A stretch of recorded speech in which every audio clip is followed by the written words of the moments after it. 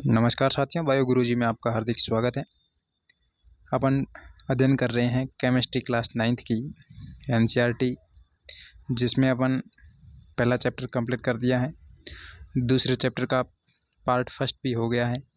अब पार्ट 2 में शुरू करते हैं निलंबन, जो कि एक मिश्रण का ही भाग है। निलंबन क्या होता है कि ऐसा विषमांगी मिश्रण, निलंबन कैसा है? विषमांगी मिश्रण। इससे पहले अपन ने पढ़ा था विलयन। विलयन कैसा था? समांगी मिश्रण था।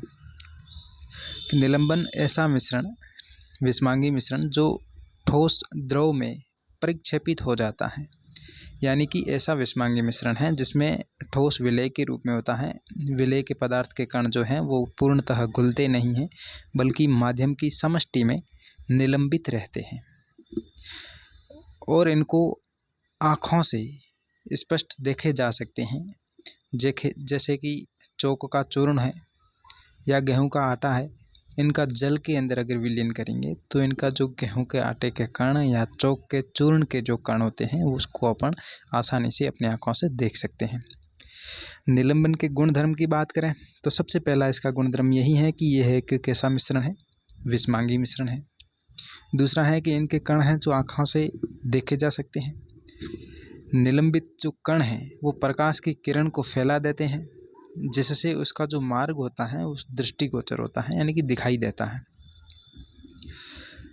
अगला इसका गुणधर्म है कि निलंबन जो होता है वो अस्थायी होता है। विलयन तो स्थायी था, लेकिन निलंबन अस्थायी होता है। इसको अगर शांत छोड़ने पर कण जो होते हैं वो नीचे बैठ जाते हैं। इसको छानन विधि के द्वारा कणों को मिश्रण से पृथक किया जा सकता है। जब सभी कण नीचे बैठ जाते हैं तो निलंबन समाप्त हो जाता है तथा विलयन में प्रकाश की किरण है उसका परिकिरणन रुक जाता है, वो किरण को फिर नहीं फैलाता है। ठीक है, ये निलंबन और निलंबन के गुणधर्म। अब बात करते हैं कोलाइडी विलयन। कोलाइडी विलयन ऐसा विषमांगी मिश्रण है। कोलाइडी विलयन भी कैसा मिश्रण है? विषमांगी मिश्रण है, जिसके कण विलयन में समान रूप से फैले होते हैं। इनके कण होते हैं जो विलयन के अंदर समान रूप से फैले होते हैं तथा कणों का जो आकार होता है वो निलंबन के कण होते हैं उसकी अपेक्षा छोटे होते हैं, जिसके कारण मिश्रण समांगी प्रतीत होता है। समांगी मिश्रण के जैसा दिखाई देता है, लेकिन वो समांगी मिश्रण नहीं होता है। कोलाइडी कणों का जो आकार है छोटा होने के कारण हम इसे आंखों से नहीं देख सकते हैं, लेकिन कण प्रकाश की किरण को आसानी से फैला देते हैं। जैसे कि दूध है, उसके अंदर से अगर प्रकाश को गुजारा जाए तो वो प्रकाश का मार्ग अपने को दृष्टिगोचर होता है, लेकिन इसके जो कण होते हैं वो अपने को आसानी से आँखों से नहीं दिखाई देते हैं।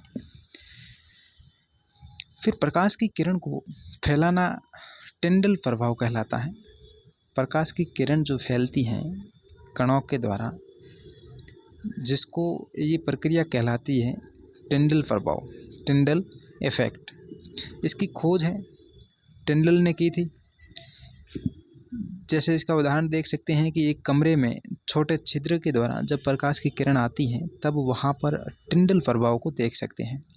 जैसे कि एक रूम है, उसमें अगर छोटा सा छेद हो रखा है, वहाँ से प्रकाश की किरण आ रही है तो उसमें अपन को टिंडल के प्रभाव देख सकते हैं कणों के रूप में।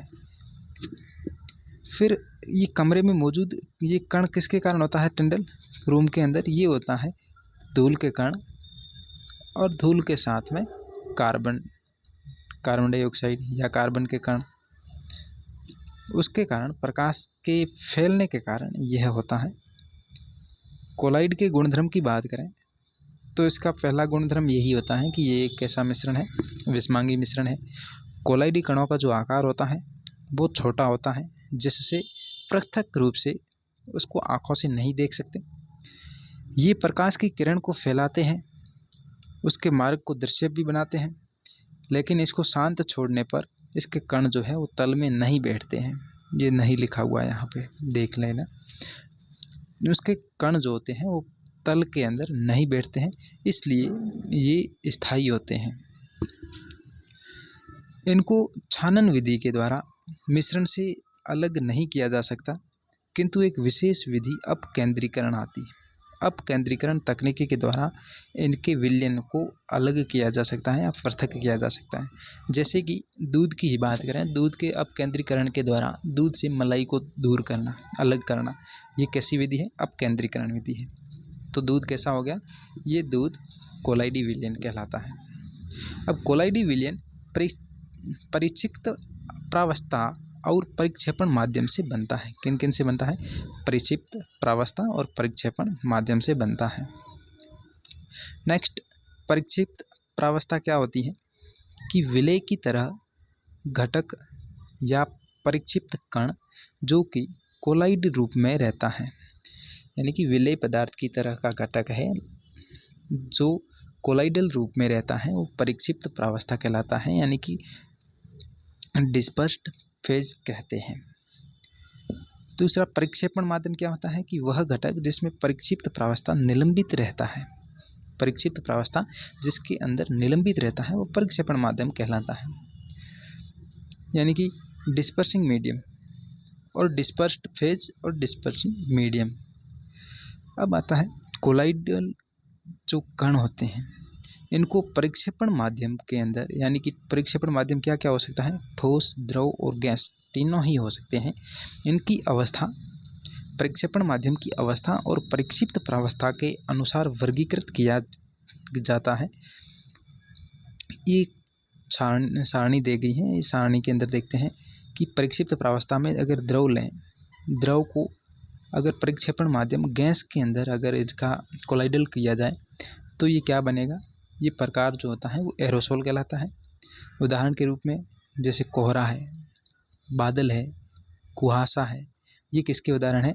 द्रव का गैस के अंदर, द्रव परिक्षिप्त प्रावस्था का गैस परिक्षेपण माध्यम में जो विलयन बनता है कोलाइडी, उसको एरोसोल कहा जाता है, या जिसके उदाहरण कोहरा, बादल और कुहासा है। इसी प्रकार ठोस गैस में जब मिलता है ये भी एरोसोल बनता है, लेकिन इसमें धुआं और स्वचालित वाहन का जो निथार होता है वो इसके उदाहरण है। तीसरा, गैस का द्रव में जो फॉर्म बनता है, जैसे कि शेविंग क्रीम जो होती है वो क्या है? गैस का द्रव में जो कोलाइडी विलयन होता है वो फॉर्म मिल्क बनकर तैयार होती है, शेविंग क्रीम। चौथा है द्रव का द्रव के अंदर ये इमल्सन बनता है, जैसे दूध और फेस क्रीम, दूध में, यानी कि दूध की जो क्रीम होती है वो दूध में मिलती है, तो ये इमल्सन बनता है। फेस क्रीम जो आती है वो भी इमल्सन का उदाहरण है। ऐसे ही ठोस जब द्रव में मिलता है तो सोल बनाता है, जैसे मैग्नीशिया मिल्क, यानी कि मैग्नीशिया मिल्क आता है, मिल्क ऑफ मैग्नीशिया। और कीचड़, ये कैसा है? कीचड़ कब बनता है? जब द्रव नाली का जो पानी बहता है उसके अंदर धूल के जो कण उसके अंदर जब समा जाते हैं तभी तो वो कीचड़ बनता है। ऐसे ही गैस का ठोस के अंदर मिश्रण क्या कहलाएगा? फॉर्म कहलाता है, लेकिन इस फॉर्म में फॉर्म, रबर, स्पंज, प्यूमिस आदि इसके एग्जाम्पल है। फिर द्रव का ठोस में मिश्रण बनता है, जब द्रव ठोस में घुलता है, जब ठोस द्रव में घुलता है तो सोल बनता है। ध्यान देना, जब ठोस द्रव में घुलता है तो सोल बनता है, लेकिन द्रव जब ठोस में घुलता है तब जेल बनती है, जैसे जेली है, पनीर है, मक्खन है, ये इसके एग्जाम्पल है। लास्ट है कि ठोस जब ठोस में मिलता है तो ठोस सोल बनता है, जैसे रंगीन पत्थर, दूधिया कांच आदि इसके उदाहरण हैं। ठीक है, आज इतना ही। कल शुरू करेंगे कि मिश्रण के घटक होते हैं उनको पृथक्करण करने के लिए, पृथक करने के लिए किन किन विधियों का उपयोग करते हैं या प्रयोग में लाई जाती है।